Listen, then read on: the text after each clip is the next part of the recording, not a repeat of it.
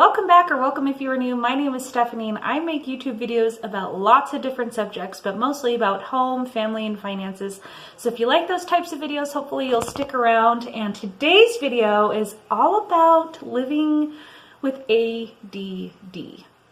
Yes, folks, it is true. I have ADD and I was not diagnosed until just this year, and I am 36 years old.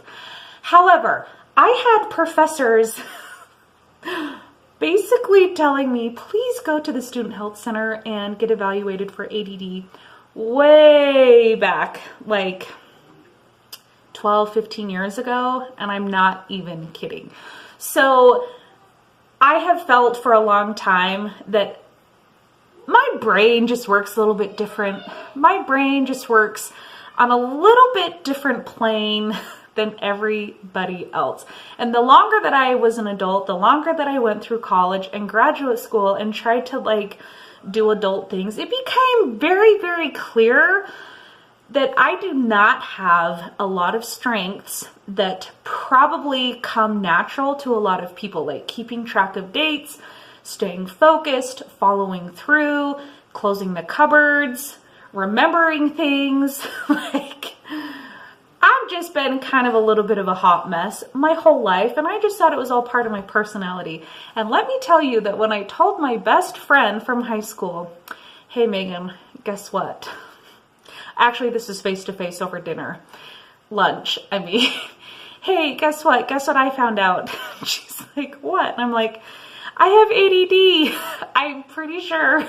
She fell off of her chair at the restaurant and was snorting and laughing so hard. And she's like, I knew it. Pretty much everybody that has known me in my life should not be surprised at all that I have ADD. If any of my college roommates ever happen to see this video, if any of my college professors ever happen to see this video, which those chances are very slim to none, but I apologize. I was like a completely unmanaged ADD adult, and I'm sorry that I never knew. And I'm very grateful that I finally had the proper diagnosis of ADD. Now, let me just tell you that as I read those books that I love, if you give a pig a pancake, if you give a mouse a cookie, if you give a moose a muffin, I don't remember what all of them are, but I feel like that is the story of my life.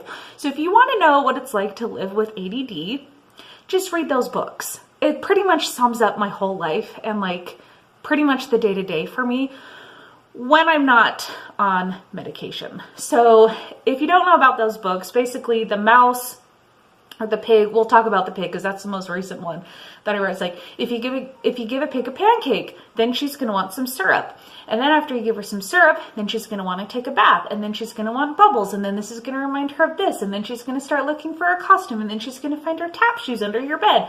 And then she's going to want to have a performance. And then she's going to want to take a photo and then send a photo of her performance to all of her friends. And then she's going to start writing letters. And then she's going to want to take 500 letters with pictures of her and her tap shoes to her friends out to the mailbox. And then when she's there, she's going to get distracted and see that there's like a tree house. And then she's going to want to build the tree house. And then she's going to want to decorate the tree house. And so she's going to want wrapping paper, or not wrapping paper, but wallpaper. And so then she's going to ask for paint, and the paint's going to remind her about syrup.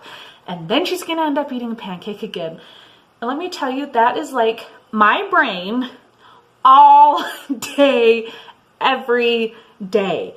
I kid you not that until I kind of got this sorted out, my day I'd wake up and then I would start to get my kids breakfast, and then I'd have this great idea that I wanted to be like super craft mom. And so then I'd start thinking about all these ideas that I could do.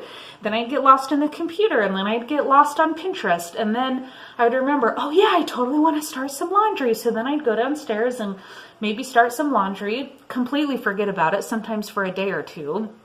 And then I'd leave half the cupboard doors open. I'd find things totally out of place. I'd have a batch of homemade bread going. I'd have paint crafts in the works over here. My kids are still in their pajamas watching, PBS Kids eating their breakfast. I haven't even eaten breakfast. Next thing I know, it's 10:30 and I'm supposed to be somewhere at 11. And in my mind, it's totally possible for me to get ready and all of my kids ready and in the car and loaded in like 15 minutes, right? Because it takes me like 2 minutes to shower.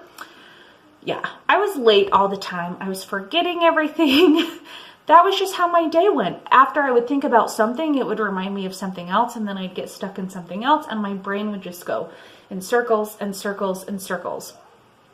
And I just would forget to like be realistic about time, and I'd forget to watch the clock, and I'd forget like how long it would really take to do something. So I would have these kind of elaborate ideas of what I could actually accomplish in a certain amount of time, and it just was never very realistic.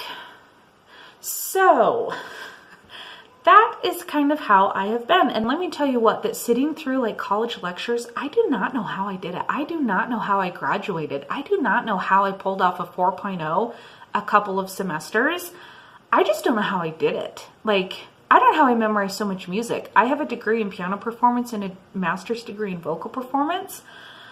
I think it was like angels who like were helping me get through both of those degrees, because I am so forgetful.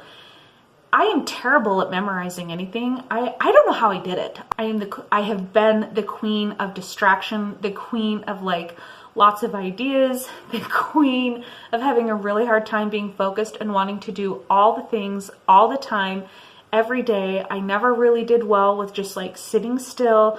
I was constantly looking for some sort of like project or stimulation, and I really believe that that is one of the factors that contributed to me having like a major food binging disorder, and sometimes like shopping problems, and sometimes spending problems, is that according to like the frontal lobe, something about like when you have ADD, the frontal lobe of your brain is like constantly seeking stimulation. So I take medication for my ADD, and it has like literally changed my life.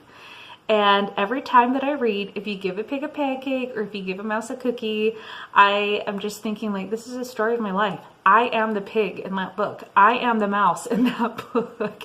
And I have been my whole life. So anyway, hopefully you enjoyed this video. If you have ADD and would like to share what your experience has been like, definitely leave a comment down below. And I hope that you'll consider subscribing to my channel, and I'll see you in my next video. Bye.